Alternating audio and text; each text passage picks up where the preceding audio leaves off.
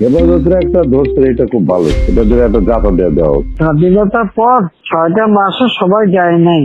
একটা যুদ্ধ বিধ্বস্ত দেশ একটা প্রদেশের রাষ্ট্র বানাচ্ছে, তার মধ্যে সমালোচনা লেখা শুরু হয়ে গেল আমার। তাহলে কি আশা করে? আমি কিছু আশা করি না। জি না, এটা আমরা তো দেখছি, ওই যে আব্বা যখন ডাইরেক্টর মিলিটারি অপারেশন ছিল সরাই দিল ওনারে। সরাই দেওয়ার পরে আপনি হয়তো এই কাহিনীটা জানেন না, ওনাকে ওই সময় সরাই দেওয়ার 3 মাস পরে, উনি তো ডাইরেক্টর মিলিটারি অপারেশন ছিলেন, ওনারা সরাই দেওয়ার পরে তারপর 3 মাস পরে এই যে হত্যা হলো, এই বঙ্গবন্ধু এবং যে পরিবারের হত্যা হলো। আপনি এই কাহিনীটা জানেন কিনা? পরে আমাদেরকে নিয়ে এই ক্যান্টনমেন্ট থেকে আমাদেরকে তাড়াই দিল। তাড়াই দেওয়ার পর আব্বারে ধরে নিয়ে 1 বছর জেলে রাখলো। এই জিয়া রহমান ফাঁসি দিবে, ট্রায়াল করবে, এই অবস্থায় রাখলো 1 বছর। আর ওনারে আর্মিতে একটা লোক খালি ডিসমিস করছিল, এই সেনাবাহিনীর লোকরে, সেটার আব্বারে করছিল। আর কোন লোকরে ডিসমিস করে নাই। আব্বা ওয়াজ ডিসমিস মানে ফকির আর কি, রাস্তায় নামাই দিল, মানে কোনো পেনশন পাবে না, কোনো কিছু পাবে না, এত ক্ষোভ ছিল। তারপরে তো এটা তো 75 সালের কথা বলতে।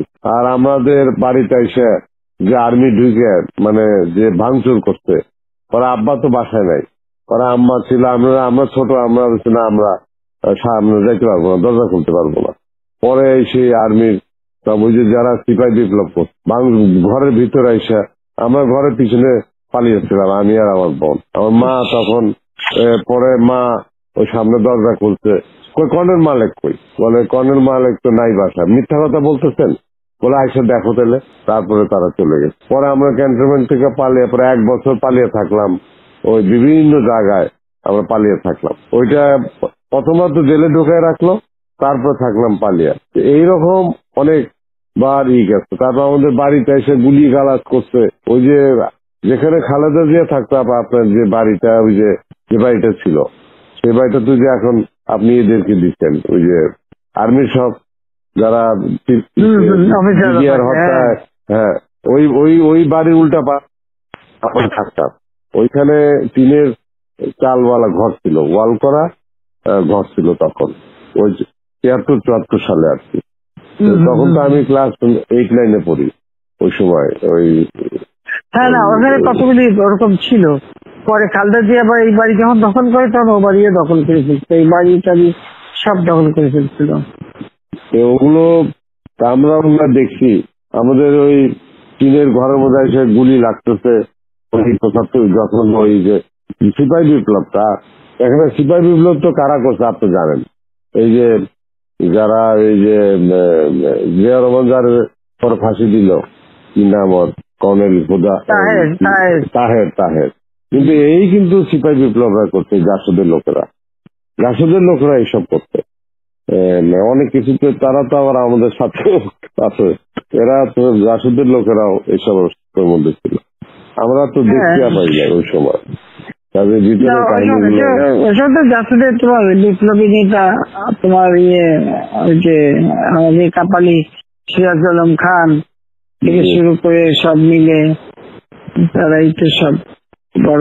ওই যে যারা ফাঁসি দিল, ওই কিন্তু জিয়া রহমানকে যে অ্যারেস্ট করছিল, ওই যে খালেদ মোশাররফ, তখন তো বাইর করছে তো তাহের, এবং আর্মির বিপ্লব ঘটাইছে, ইটি করছে, সিপাহী ভাই বা অফিসারদের অফিসে, এগুলো তো তাহেরই করছে। তাহের জিয়ারে বাইর করে তাদের রাষ্ট্রপতি হওয়ার সুযোগ করে দিচ্ছে, তাহের সে ফাঁসি দিচ্ছে। একদম জিয়া রহমান তো তার মানে কাজ হয়ে গেলে তার উড়াই দাও। তোমার তাহেরের বউরে ইনুরা, আমরা যখন 2009 সালে সরকার গঠন করলাম, তখন এমপি বানালো।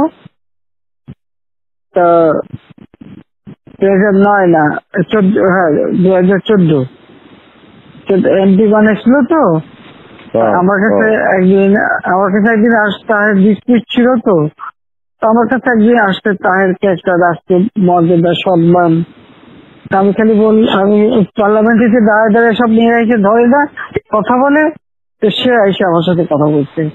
আমি খালি বললাম, শোনে আপনি স্পেশাল এমপি হচ্ছেন, ঠিক আছে, কিন্তু আমি তো ভুলে যাই কিভাবে যে আমার বাপের হত্যার সাথে জড়িত, আমার পুরো পরিবারের সাথে, এবং জিয়া গভর্নমেন্ট নিয়ে ক্ষমতায় বসাচ্ছে। হ্যাঁ, জিয়া তাকে ফাঁসি দিতে, তাকে আমার হাত থেকে তাকে আমার হাত দিয়ে কি করে সম্মান দিই? একেবারে চুপ হয়ে আসতে চলে গেল, আর কোনোদিন আমার সঙ্গে কথা বলতে আসেনি। মিশন 90 সংবাদের পিছনে নয়, ভিতরে ছুটি।